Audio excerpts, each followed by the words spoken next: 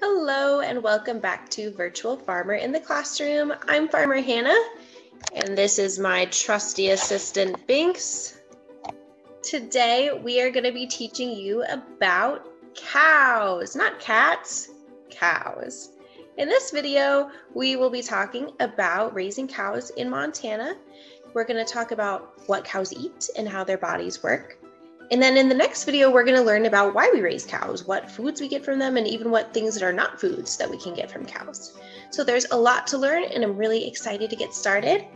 If you are following along in the Farmer in the Classroom workbook, you can find the activities for this lesson on page 5. We'll also add a little bit to the map. So let's get to it.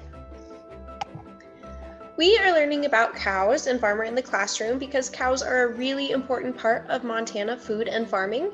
Just like last month we talked about wheat being a really big part of Montana farming, cows are as well.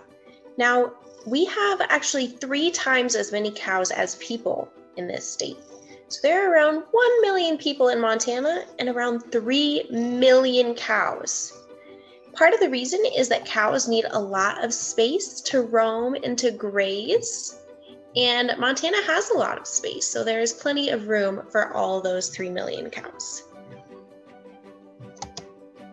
If we look at our map, we can see that we have a lot of open space in the eastern part of the state, a lot of mountains in the west, and then those big open plains in the east where we grow a lot of wheat.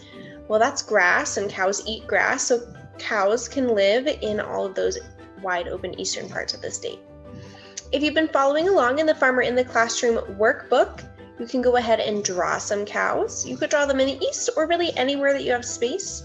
If you've driven in almost any direction out of Missoula, you've probably seen cows on a ranch or on a dairy farm, pretty much anywhere in the state. So draw a cow wherever you'd like, or even a few if you would like to do that.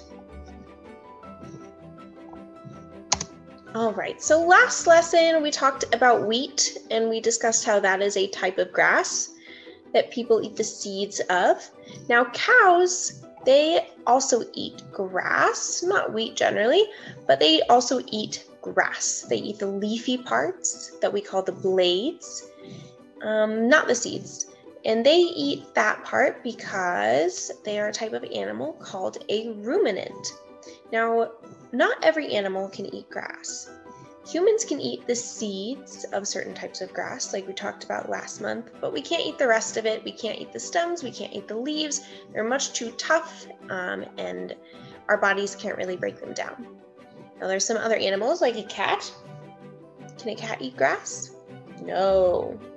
A cat tries to eat grass, and then what happens? He pukes it back up. So that'll happen sometimes with cats and dogs. They'll eat grass and they'll make themselves sick with it because their bodies are not made to break down grass. But cows and other animals called ruminants, their bodies are specially made to eat and break down grass. Now, a ruminant is an animal that has 4 stomachs or stomach parts. We have 1 stomach. My cat has 1 stomach, right? But cows have 4 stomach parts called the rumen, the reticulum, the omasum, and the abomasum. And each of those stomach parts has a slightly different job in the cow's body. So the rumen, this big one here, this is the first part. It is where all of the cow's grass that it eats all at once is stored there. It's sort of like a storage stomach. And it can hold between 25 and 40 gallons of material. So the cow could eat a lot of grass at one time and have it stored in the rumen. Also in the rumen, little tiny microorganisms, things that we can't even see, begin to break down the grass and start to get some of the nutrients and some of the energy from it. The second part is the reticulum. In the reticulum, some of the bigger parts are separated out. Any food that needs to go back to the rumen for more digestion will go back there.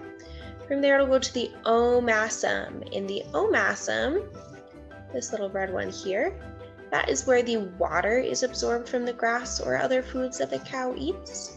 and then to the abomasum, which is more like our stomach, is more like the typical stomach that is absorbing the rest of the nutrients and vitamins and energy. And after that, the cow poops out whatever's left.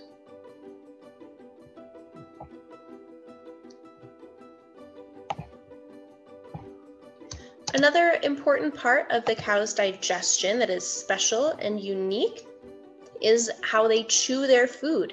And they chew their food, they chew that grass more than once. So when we eat our food, we chew it up in our mouth, we swallow it, it goes down to our stomach and then through the rest of our digestive system. Ruminants, like cows, they regurgitate the grass that they eat. They sort of burp it back up and chew it more than once. So when they first eat their food, when they have their breakfast or lunch or dinner, whatever meal it is, they might eat a lot of grass at one time without chewing it very much. They just sort of scarf it all down and swallow it, and it gets stored in the rumen. And in the rumen, the grass will sort of form into balls called cud. So there'll be these little gummy grass balls called cud. And one at a time, the cow will regurgitate or burp up one of those balls of cud back into its mouth, where it will chew it and chew and chew and chew for a long time. I talked about earlier how grass is really tough and fibrous, really tough to digest. So part of the way that cows are able to digest it is by chewing and chewing and chewing with really strong teeth and jaws, and that will help to break down the grass enough so that their 4 stomach parts can get nutrients out of it, so it can be food for them. So as they burp these balls of cud up and chew them, they can end up chewing their cud for up to 8 hours each day. They can pretty much spend all day chewing their cud. So if you see a cow out next time that you are around a cow, maybe take a look at their mouth, see if they're chewing. They could be chewing all day. Okay, so I did mention that there are other kinds of ruminants. And there are actually a lot of different kinds of ruminants in Montana.